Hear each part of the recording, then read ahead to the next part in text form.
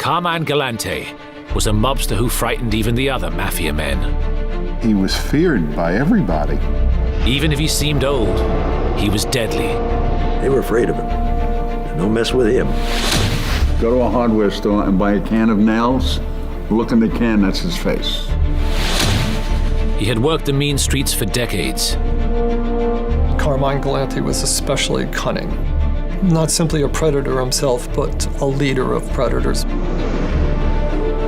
At the age of 60, his career seemed finished. But from his prison cell, he masterminded an astonishing comeback and flooded New York's streets with heroin. He was a big narcotics dealer, huge. His drugs empire would become massive, but it would also make him a target. And his career would end in one of the most famous mob hits of them all. Carmine was stepping up into a position they didn't want him in. He wanted that control, and that was his downfall.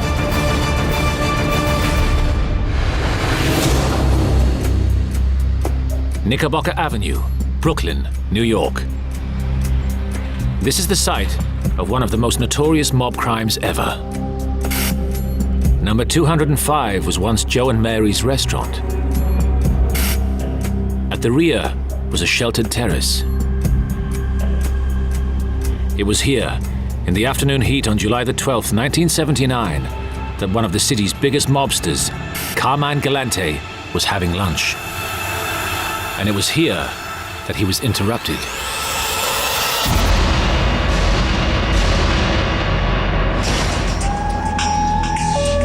Police officers responded to reports of gunshots and screams inside the restaurant. The two gentlemen inside died as a result of multiple gunshot and shotgun wounds, and this will be examined further by autopsy. Galante was victim of one of the most spectacular mob hits for years.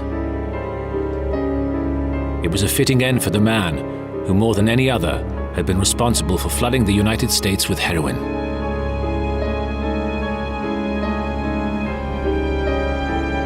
Carmine Galante's career was built on heroin. In fact, he had been knee-deep in it since the 1950s. That was his trade. He was a narcotics dealer from day one.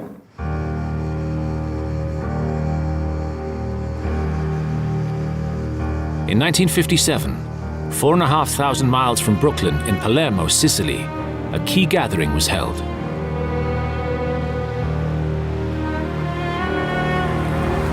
It took place at the Grand Hotel de Palm to welcome a special guest from America.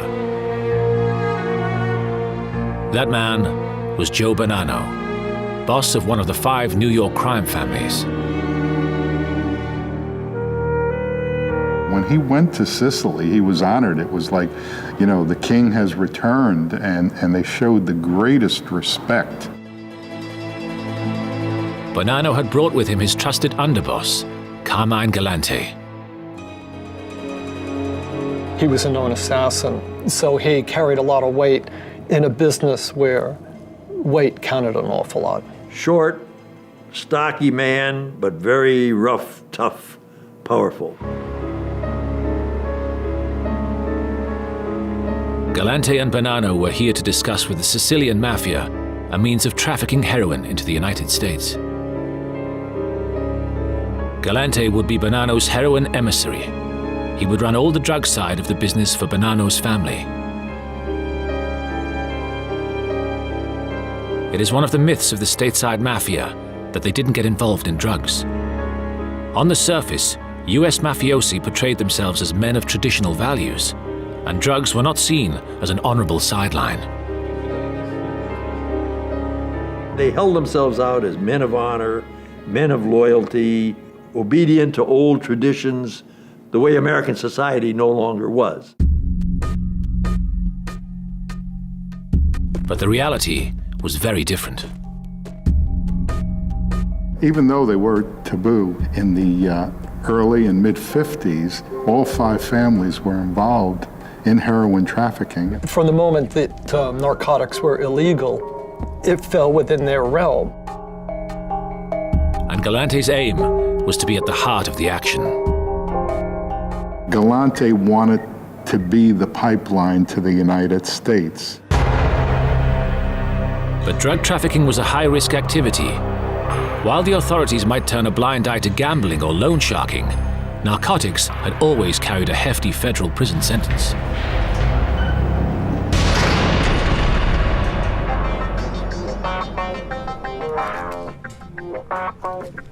The rewards, however, outweighed the risks, especially if Galante could import the heroin wholesale from Sicily. The island was at the crossroads of the international heroin trade.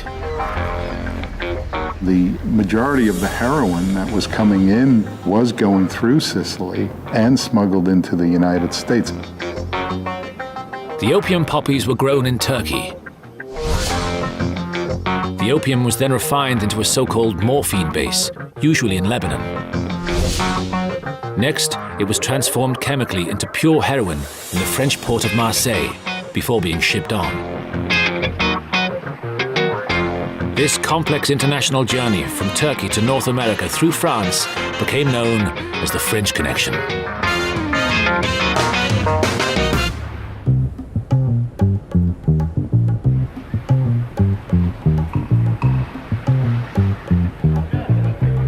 But it was once it was in the US that heroin became hugely profitable.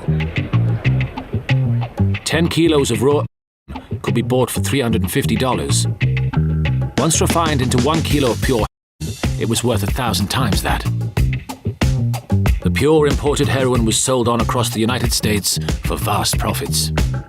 The largest amount of money that could be made since Prohibition was narcotic trafficking. The millions and billions of dollars.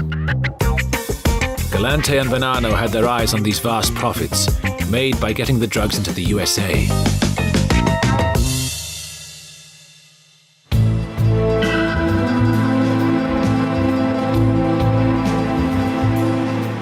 It was to set up this complex smuggling network that the meeting with the Sicilian Mafia had been convened. As a result, Galante and Bonanno sewed up a large part of the supply of heroin for themselves. Their deal became known as the Palermo Summit.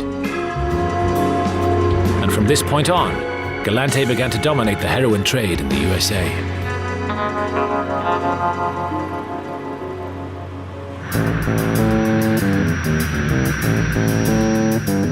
Galante immediately set about overseeing his new business operation. He traveled to Miami, Cuba, Marseille, and above all, Canada. Galante knew Canada especially well. Much of his time in the 1950s was spent in Montreal,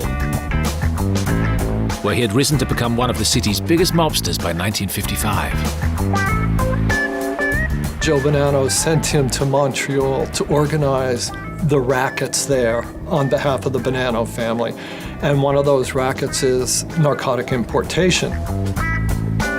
He built a network of contacts and a strong power base in Montreal.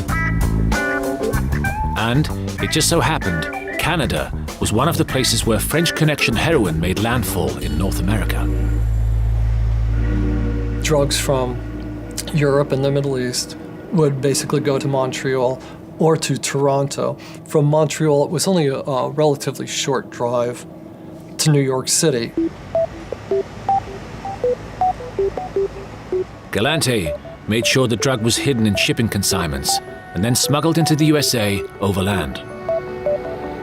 They were bringing it in, of course, in cars and in trucks and things like that. A lot of the major cases were in vehicles. You'd take a 20-gallon gas tank and you'd put in a tank that's only about a gallon just to get the car started and off the pier. And the rest of it was filled with heroin in that gas tank. The heroin was in the doors and things like that. By the late 1950s, Galante was good at his job. He was importing large quantities of The Galante organization out of Montreal brought in an estimated 600 kilograms of heroin a year. Within a short space of time, Galante had built a hugely profitable international smuggling network.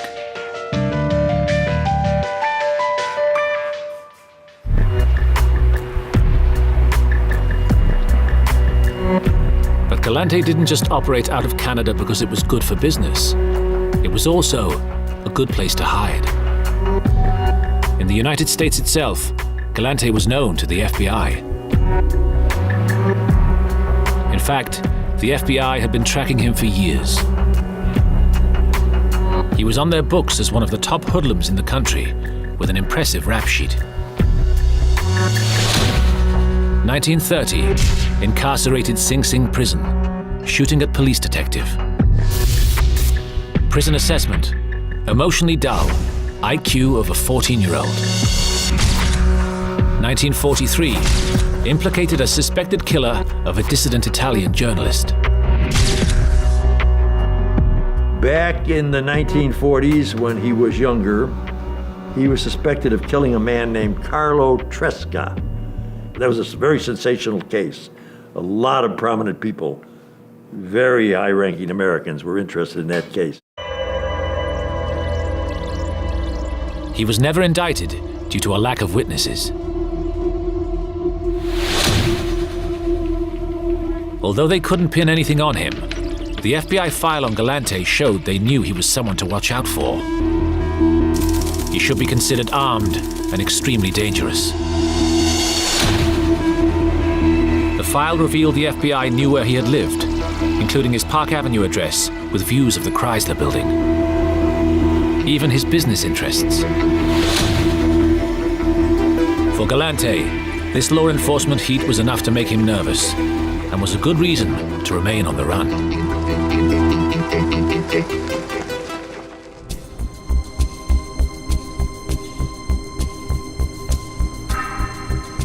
But all of his narcotics trafficking had drawn the attention of yet another law enforcement agency, one that was even more fearsome than the FBI.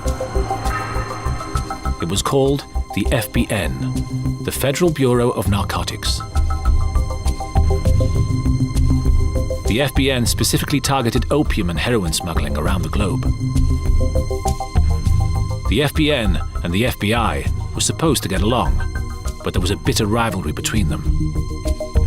The Federal Bureau of Investigations was a much bigger organization than the Bureau of Narcotics. It had 10 times as many agents. It had a budget that was at least 10 times as great, if not greater, than the Bureau of Narcotics.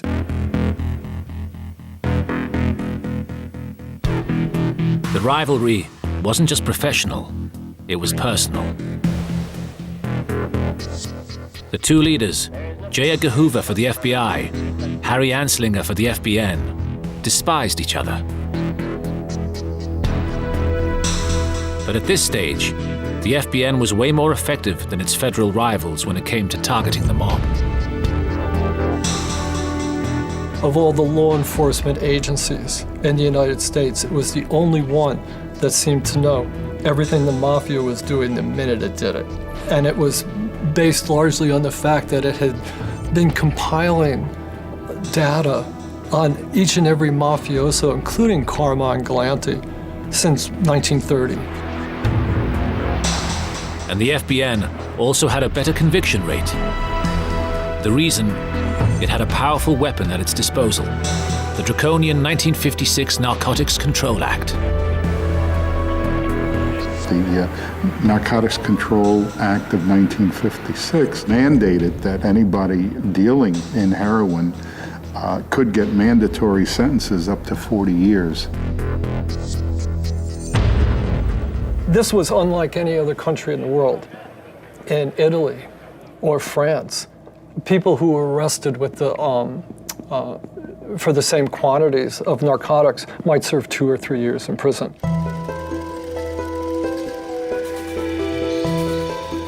From 1959 onwards, the FBN began to target Galante actively. And soon, they had a breakthrough.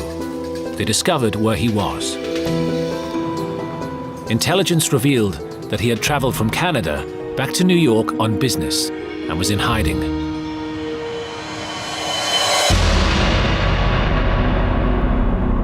The FBN arrested him in 1961 on a charge of narcotics trafficking.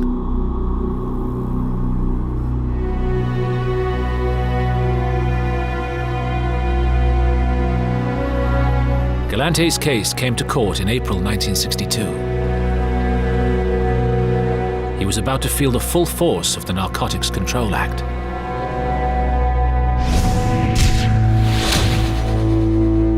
He got 20 years in prison, first at Alcatraz, and then at Lewisburg, Pennsylvania. Galante had been riding high. Now, he seemed to be washed up. For Galante to get so many years in prison, I mean, it was a blow to him.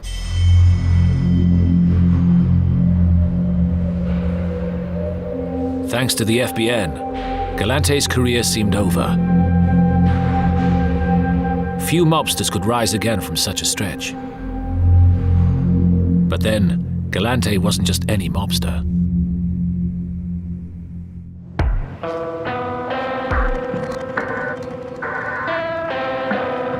Instead of despairing, prison focused Carmine Galante's mind. He started thinking about how to stage a comeback. Jail time hardened Galante's ambition to earn money and one day lead his family. The cornerstone of his stratagem would still be heroin. Even though he was in jail, Galante made sure he kept all his old heroin contacts and supply lines.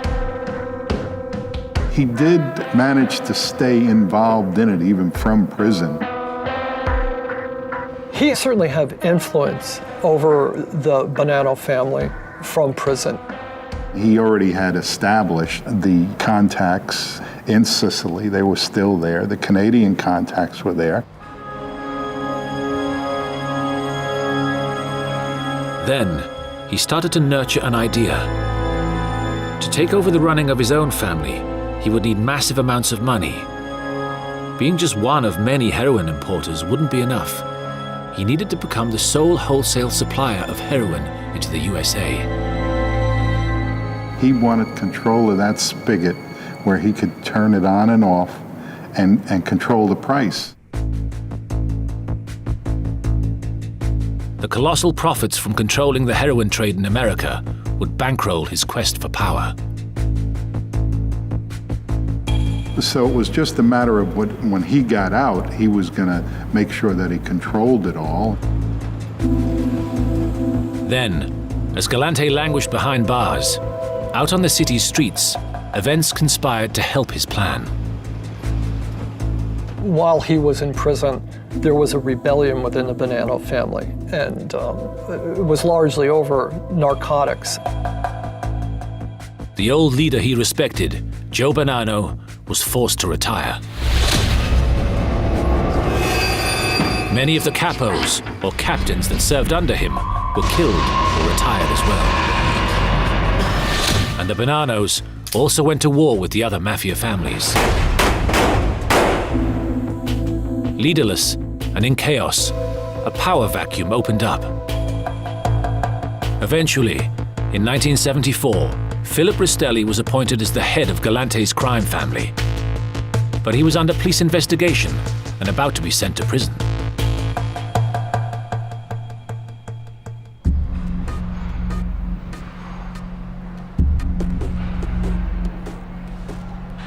So, the Bonannos were ripe for takeover, and Galante began to concoct even bolder plans. He wouldn't just take over his own family. He wanted to take on the biggest family in New York, the Gambinos. Run by Carlo Gambino, it had become the city's toughest clan with the most profitable rackets and the deadliest killers. Galante's ambition was to crush the Gambinos and maybe one day become the head of all the mafia, the so-called boss of bosses. His warders, meanwhile, categorized him as having a psychopathic personality disorder.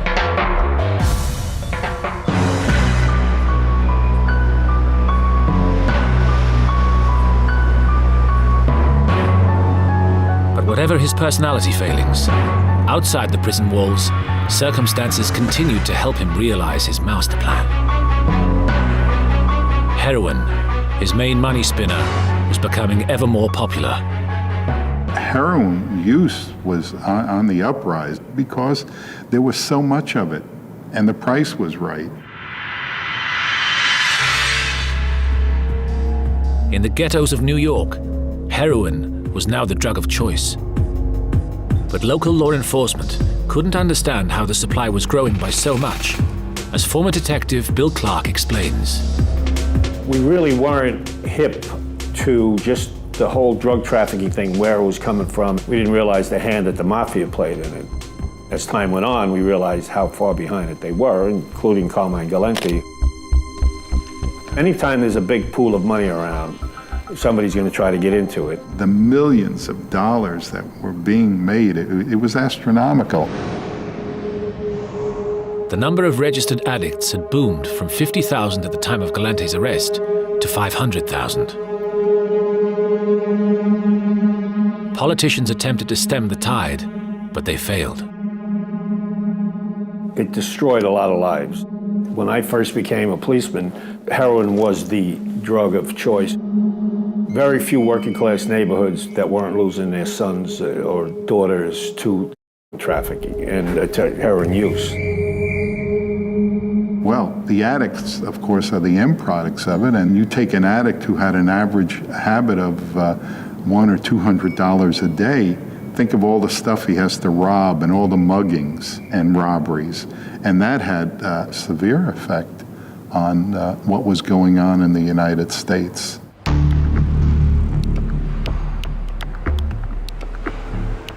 But to exploit the growing demand and to realize his plan, now Galante had to get free. This seemed fanciful until, right in the middle of the heroin craze, his wish was granted. The man with the borderline personality disorder was paroled in 1974 for good behavior, on condition he didn't consort with known felons. After 12 years of careful plotting, the timing could not have been better. He was ready to set his plan into motion.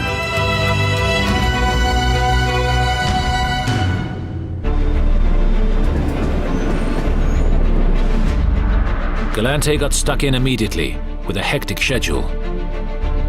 First, he got his own house in order. Galante didn't miss a beat. When he came out of jail, he started right away. He moved to fill the leadership vacuum at the top of the Bonanno family. With Philip Rastelli starting a long jail term, Galante assumed the role of acting boss. Then, he laid down a marker. He settled any scores with rivals who had moved in on his business interests while he was in prison. He was homicidal, quite frankly. He had killed a number of people. He was feared. The other people around him were absolutely petrified of him. That made him acceptable as a leader of predators. Not simply a predator himself, but a leader of predators. Next, he returned to his jet-setting ways. He wasted no time in solidifying the idea that he would be the main importer of the through these various means that he set up. He went to Miami, Dallas, Los Angeles, even Disneyland, all the time doing deals with his old associates. And Galante once again hoovered up more heroin supplies at source from the Sicilians. He had that pipeline open, and there was such an upsurge of coming into the United States. The pipeline worked so well because Galante had a novel way to bring the heroin in. When Galante got out, they established a means of bringing in major amounts of Airliners arriving in New York throughout the 1970s often had a secret cargo in their hold. They were bringing in on Alitalia flights. Every flight that left Milan, Italy, every day, a suitcase or two was put on the flight and unaccompanied. The suitcases were stuffed with pure When it landed at JFK, of course, the suitcases were marked. A Mafia baggage handler would remove the marked suitcase before it even went through customs and pass it on into the network. It worked beautifully. You're talking about possibly 40 kilos of heroin coming in every day.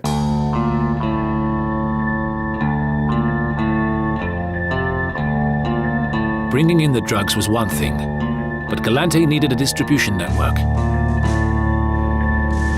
So he hit upon the idea of using pizza parlors as outlets.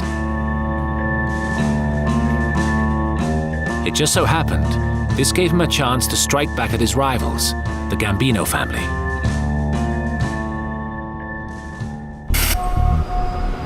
The Gambino crime family had dominated the cheese and pizza industries for years. They made money by monopolizing the cost of food supplies to the pizza parlors and chasing away competition.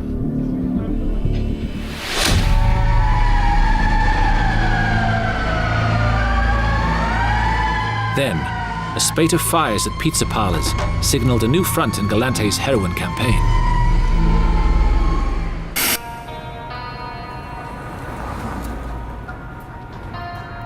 As the Gambino's restaurants burned, new pizza parlors owned by Galante were opened up in their place.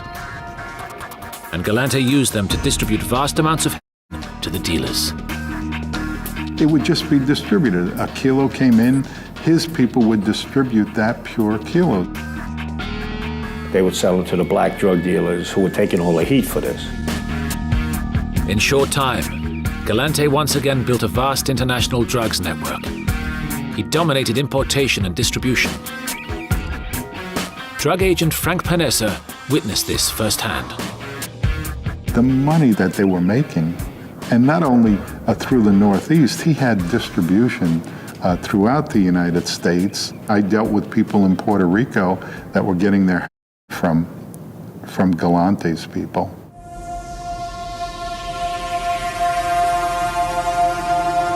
He had achieved all this in just 4 years since coming out of jail. It was a ruthlessly fast rise to power, built on fear. One time, an FBI agent who had infiltrated the family looked in and he said, "He doesn't look like much." He's an old, short guy.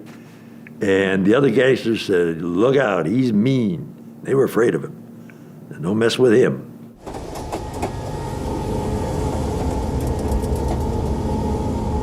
At this stage, Galante was only dealing in pure heroin, and he had a particularly unpleasant way of testing its purity.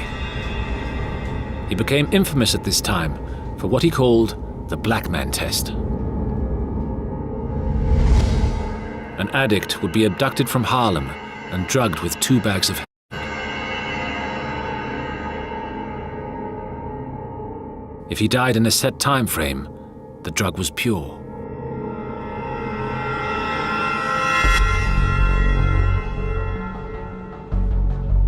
But as time went on, Galante began to want even more. Galante was his own worst enemy. He was making those millions of dollars, but yet he had the greed, and he was greedy.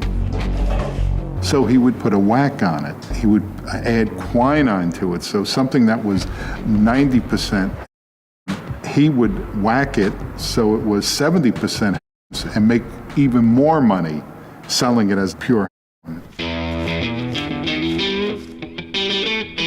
Driven by such greed, his business went from strength to strength. Everything was going well. He was making vast amounts of money and was succeeding in his ambition to become a boss in all but name. The only thing that might spoil his meteoric climb to power was either the law or jealousy from other mobsters who resented his growing dominance. In 1978, it was the law that came knocking first.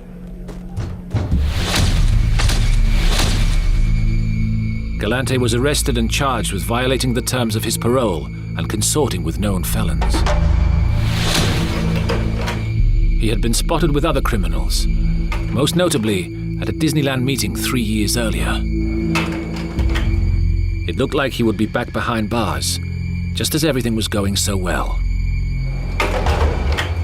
But once again, he got away with it. Enter Galante's attorney, Roy Cohn. Cohn was a controversial figure who had started his career on many high-profile Senate committees, like the McCarthy hearings. But nowadays, he represented a number of infamous mafia clients. Cohn had been charged with jewelry tampering and perjury and was now seen as too cozy with the mob. Nevertheless, he was an undisputed star when it came to getting mafia men off the hook.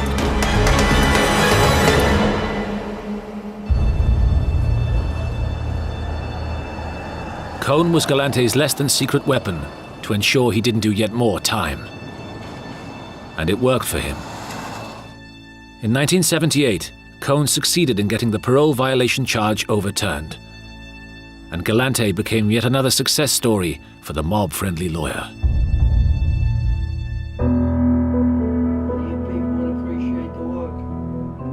With law enforcement out of the way, Galante could now turn his attention to an even more pressing threat: his jealous fellow mobsters. Galante was not stupid. He knew they wanted a piece of his drugs profits. But he thought he had the perfect solution: a foolproof way to protect himself.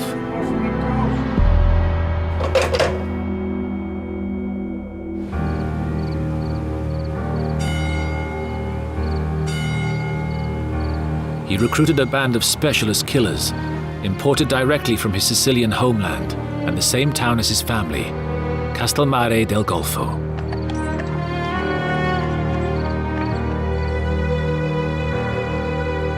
The derogatory nickname for these men was Zips, and they had well-defined roles. The Zips were Sicilians brought over by Galante to run the pizza shops that they had all over New York and Pennsylvania, not only to distribute the heroin, but to use these Zips for murders and anything else that they needed from them. For Galante, the Zips were not soft like American gangsters, but schooled in the old-fashioned ways of doing things, and their loyalty was legendary. The other advantage the Zips had was no criminal record in the States. And they bring them over here because nobody knows them. The Zips appealed to Galante on another level, too. They were happy to kill women, children, whoever. The Zips would kill anybody they were assigned to kill. American hitmen did not like the idea of shooting policemen, prosecutors, or judges. They were off limits to most of the mob. But the Zips would take a contract on anybody. With rival factions in his own family, most notably supporters of Philip Rustelli and further enemies like the Gambinos, Galante used the Zips to make sure no one messed with him.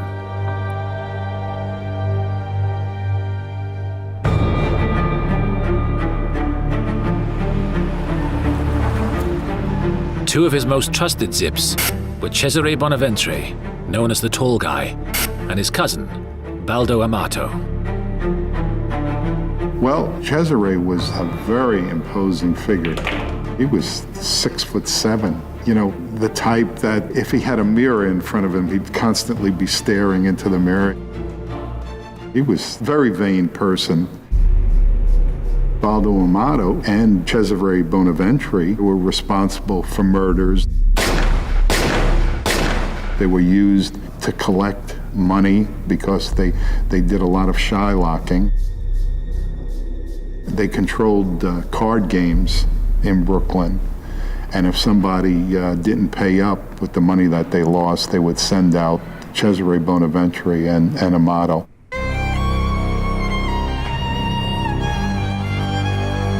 To ensure their loyalty further, The Zips were rewarded by being made into the crime family. In other words, formally initiated and given their own money-making operations. All of a sudden to come here and have a beautiful house and have money in the bank and money in cars and stuff, they felt that they're very much indebted to the people that brought them here.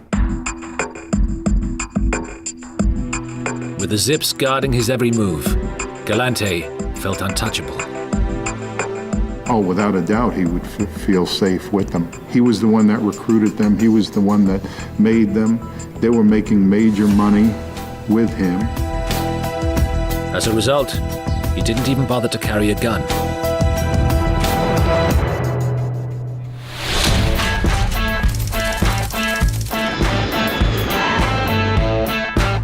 At the height of his success, not only was Galante shifting millions of dollars worth of heroin a year, he was taking charge as head of the family. And surrounded by loyal guards, he thought he was invulnerable. The fact was, whilst Galante was seemingly in charge, the respect accorded him was often fickle, and Galante failed to appreciate the looming danger. His money was making other mobsters jealous, and many still refused to recognize his status as self-proclaimed head of the family. Especially supporters of the imprisoned Bonanno family boss, Philip Ristelli. Ristelli hated that Galante was exploiting the power vacuum and trying to steal his job.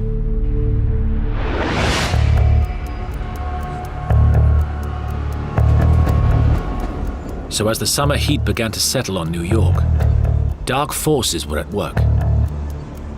One faction of the Bonanno family did not like him heading the family. They made an alliance with a faction of the Gambino family, the underboss, Nello Della Croce, who was very, very powerful for an underboss. This alliance with Della Croce would prove to be deadly.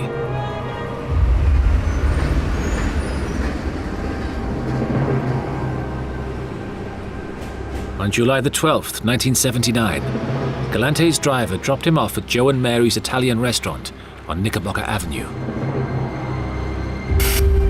It was his cousin's restaurant, and Galante was visiting to wish him well on a forthcoming trip. Now you have to see the layout. I'll give you the layout. It's a long, narrow restaurant. You come in the front door of Knickerbocker Avenue, and in the back of the restaurant, there's a garden cafe with tables and chairs. He ate there many times. He had his two trusted bodyguards who were armed. With Cesare Bonaventre and Baldo Amato watching over him, he felt safe. He had a friend that he met there. He had the restaurant owner. They had just had a big meal. He's about to light a cigar when the three shooters come in. These three people walked in and just blew them away.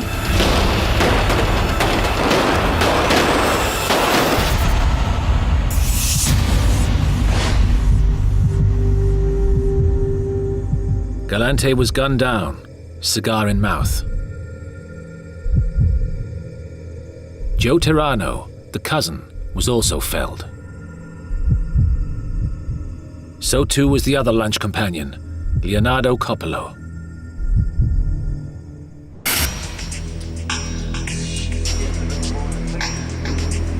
News of the shooting reached police detective Bill Clark.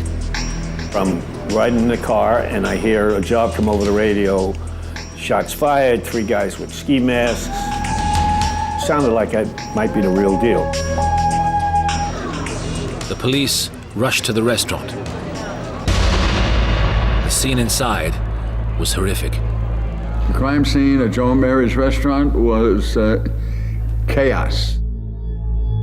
Well, when you stepped into the yard, the first person that probably was shot was the owner of the restaurant, Mr. Terrano. He was laying right there with a head wound. Just on the other side of this table with a big gallon of red wine was Carmine, and he had fallen back in his chair. He had the cigar in his mouth. And then around the other side of the table in the corner was Leonardo Coppolo. and his brains were just laying out next to him. And I didn't know who these people were at the time, so I took his wallet out, and it was him. So I got on the phone, I called the chief of detectives, I called my borough, my boss, everybody, let everybody know. Local news photographers managed to grab a shot of Galante, splayed out by the unfinished meal. It became an iconic image of the Mafia's bloody reality. That was the famous picture that went out across the world. It was such a perfect hit that it entered Mafia folklore.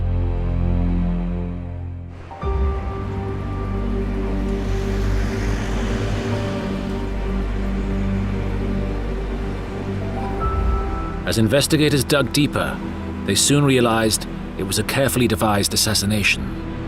It was well planned because a car was waiting for them outside the restaurant, and they got away with it.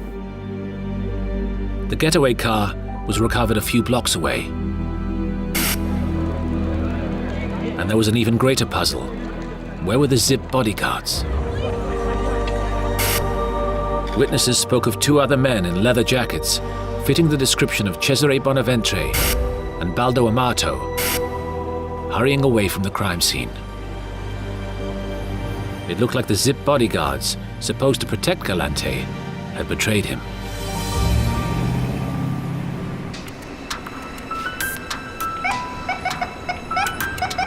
For the New York police and the FBI, it became one of their most high-profile cases. They needed to solve it to show they were coming down hard on organized crime. In the end, the only clue as to what had gone on came thanks to a stroke of good luck.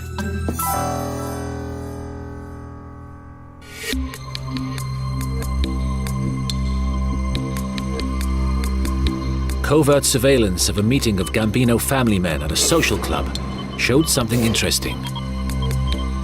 They started the camera going right across from the Ravenite Social Club of everything happening there.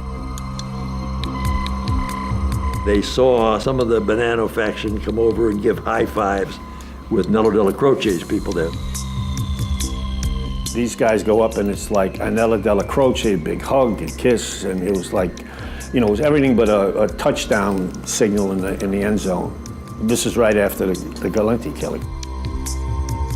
And that really gave us the information that it was a mob commission sanctioned hit.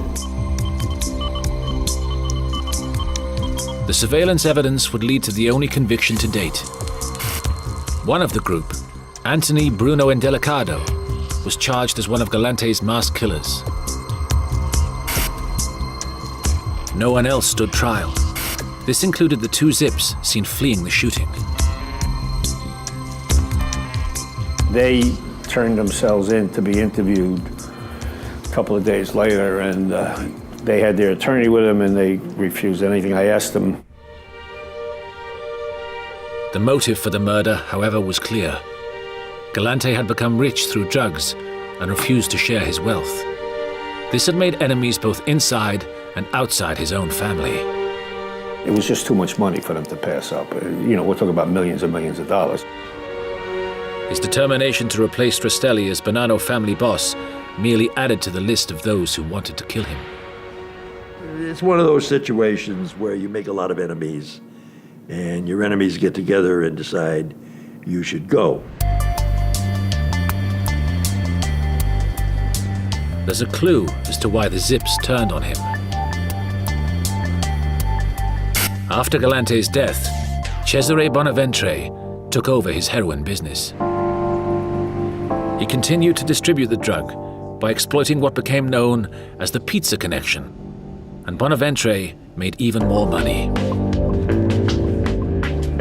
Just the cell that I was involved in was bringing in $1 million a day. So that's $350 million a year. You know, major Fortune 500 companies don't make that type of money. And that's how big it was. But a chance encounter on an airliner ended the pizza connection era. Bundles of cash wrapped in aprons from a pizza parlor gave away the network. Federal law enforcement officials are celebrating what they consider to be a major victory in their war against organized crime. A former head of the Sicilian Mafia, and 16 other reputed organized crime figures convicted yesterday of running one of the biggest heroin smuggling rings ever uncovered. A showcase trial in 1985 brought the pizza connection to an end.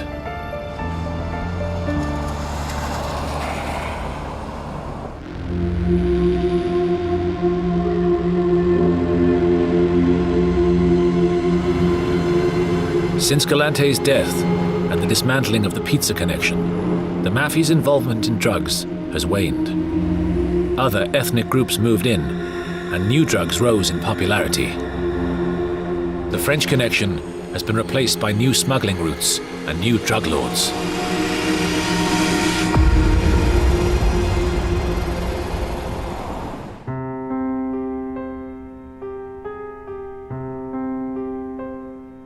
As for Carmine Galante, his legacy is unusual even by Mafia standards.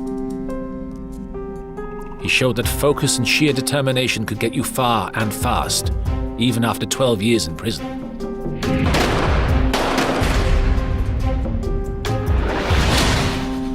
But his spectacular killing showed you can be too ambitious and too greedy, even for the Mafia. He wanted to be the guy. He wanted to be the geek. But he never made it. Carmine was stepping up into a position that they didn't want him in, and that's what got him killed. Galante was a ruthless street rat thug who certainly got what he deserved. In the end, he was so loathed that he was even refused a Catholic funeral mass. What's more, that rare thing in Mafia circles, he was buried surrounded by just a tiny group of close family. Few of his wider crime family bothered to pay respect. A true sign in the Mafia of an unloved and feared man. A final insult for someone hated by those who knew him.